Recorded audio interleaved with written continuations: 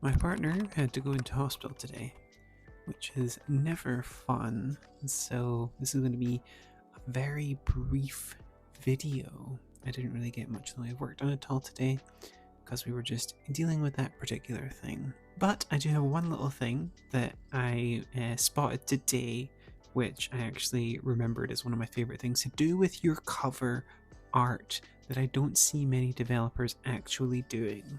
So I was reading Fabula Ultima, preparing for a weekly game that I'm running right now, and I was looking at the cover, beautiful cover, and it reminded me of one of these fun things that I don't see being done a lot with games, which is making your cover art super reusable. One of the things you'll discover very quickly when it comes time to making a role-playing game is one of the single most important and most expensive pieces of art that you make will be your cover or any large full page illustration. They are inherently expensive and they're also super important. They get used a lot in your marketing and they're just huge selling points for your book. And a lot of people will just make a big, expensive cover illustration and they'll put it on the book and they'll be done. But I always encourage people to look at every illustration that you commission or you make with an eye to reusability.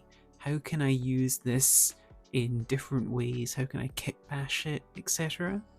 Because art's expensive. We only have so much money and we want to make the best books that we can. So how can we get the most out of our art, especially cover art and full art pieces? And Fabula Ultima does this in a fairly simple way. As you can see, you've got all your characters on the front here, beautiful art.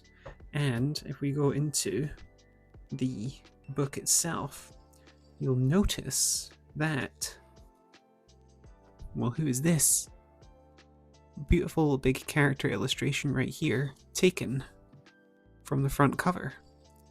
A lot of these characters that are on the front cover feature throughout the book. They have been reused. When the artist has made this cover, they have made sure that each of these characters is on a different art layer when they're making them, so that then the layout artist can take those illustrations and use them throughout the book, adding so much more art and visual interest to the book than there would be if you had just made this cover and then done nothing with it. I love this. You can do that with your covers, but you can also just do that with other pieces throughout.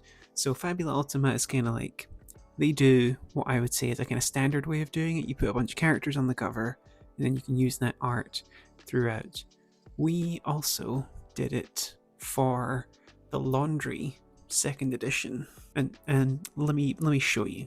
Here's one of the pieces that I commissioned for one of the chapters. You see, big, wonderful, beautiful piece of art. And I could have got this commissioned, had it as one piece of art, used it once, and then never thought about it again.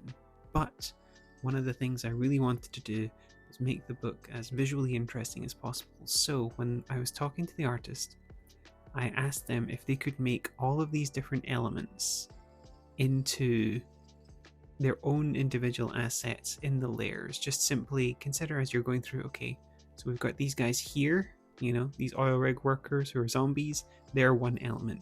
The tanks with the wonderful eldritch Lovecraftian tentacle things in here, they're an element. The helicopters up here, an element. The sea here with the oil rig, an element. And all of these characters. So we go over to page 88 here, and what's this? Ooh, it's our wonderful tank that we pulled from here. Now it can be added onto the page. Wonderful layout. Recognizable character. Nice sitting on the page by themselves, but pulled from that illustration again. And look at this. Snuck down at the bottom there, our nice little helicopter just used as a spot on a completely different book even.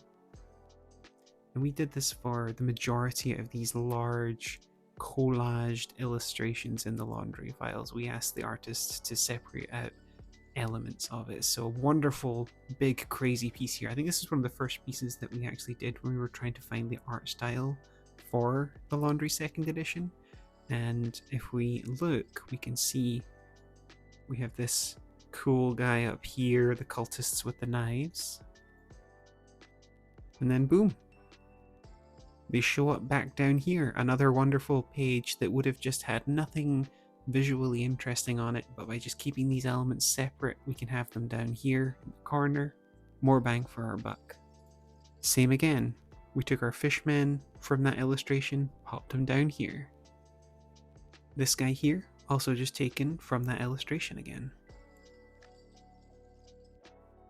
So yeah, it's a really simple trick that gives you so much bang for your buck from every big illustration you do. Normally, a big full page illustration, if it's a cover, you can be looking at like £1,000, £1,500, maybe even more, depending on the artist you go with. If you want like a really nice big detailed piece, a full page illustration that's not a cover can be upwards of £500 to £800. But if you can just think a little bit ahead and figure out what key elements are on it and ask the artist in advance to make sure that those key elements are on separate layers, you can then take that one illustration and turn it into like 8 that get used throughout your book, just so long as your art style is ready for it and you think about it in advance. So there, yeah, nice little thought just brought by rereading through some Fabula Ultima. And yeah, but for the meantime, I am going to go. I have a sick partner to take care of, and I shall see you tomorrow.